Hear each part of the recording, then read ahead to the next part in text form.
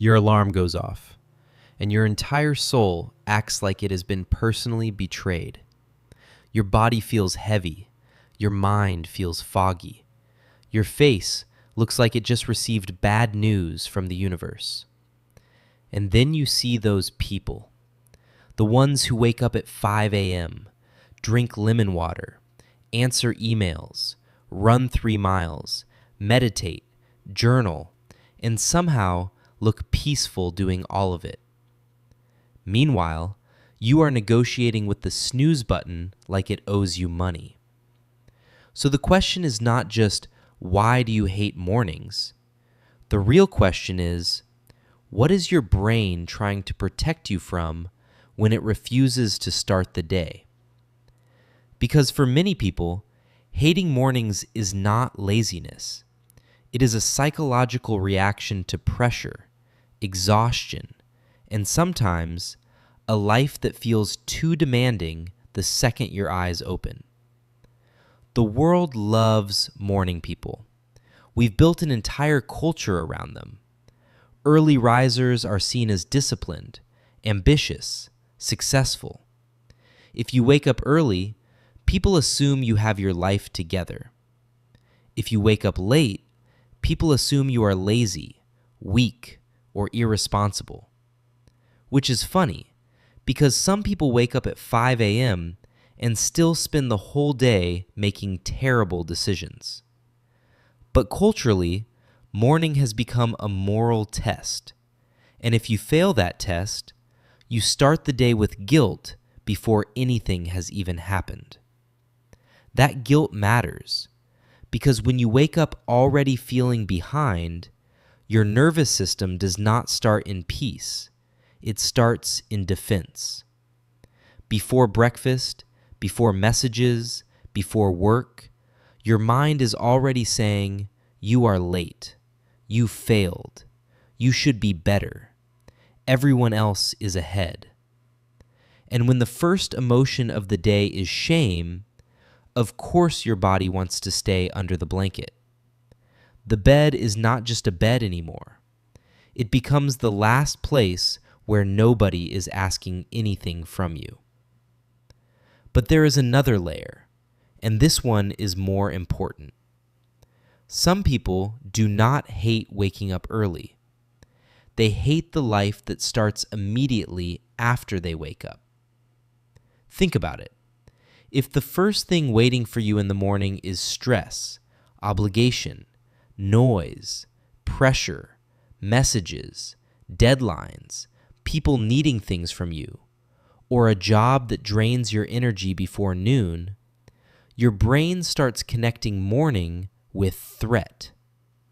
The alarm is no longer just a sound, it becomes a warning signal. It says, get up, the demands are back. And your body responds like anybody would respond to a threat. It resists. It freezes. It begs for 5 more minutes.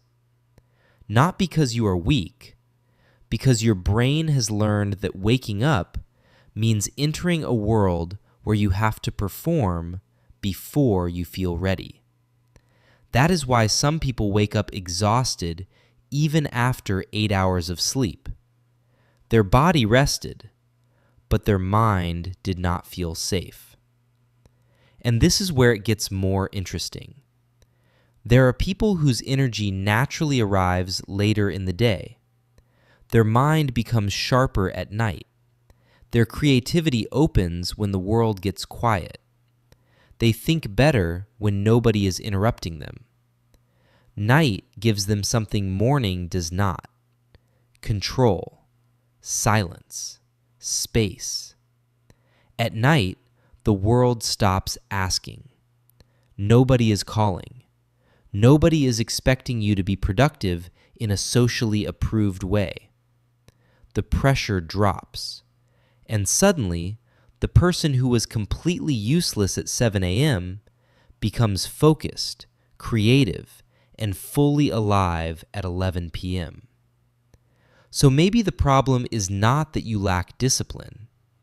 Maybe your brain has learned to associate nighttime with freedom and morning with demand. Because if morning feels like punishment, waking up early will always feel like losing. Now here is the part that changes how you think about this. The nervous system does not change through discipline alone. It does not respond to louder alarms or harder self-criticism. It changes when it stops associating morning with threat. That means one thing.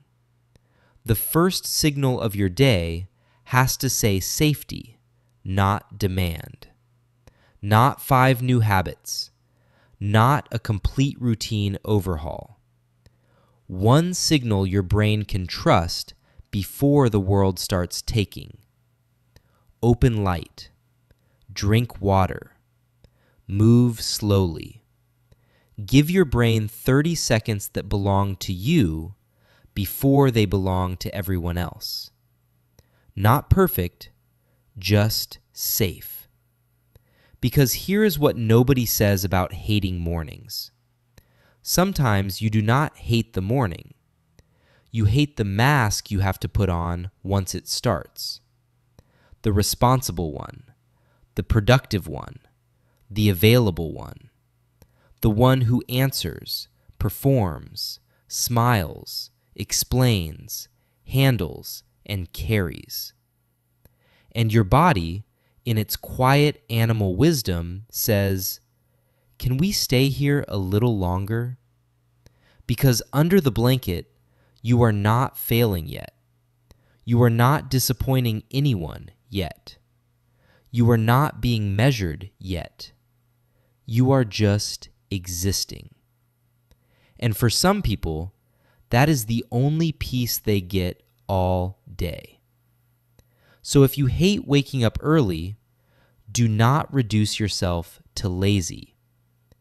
Ask what your mornings are made of.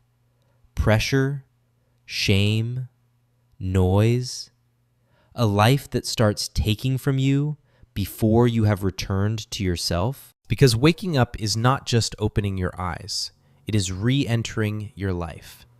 And if your body resists that every morning, it is not asking for more sleep.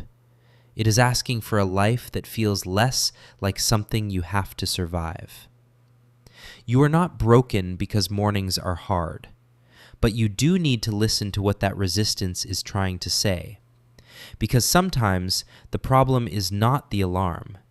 It is what the alarm is calling you back to.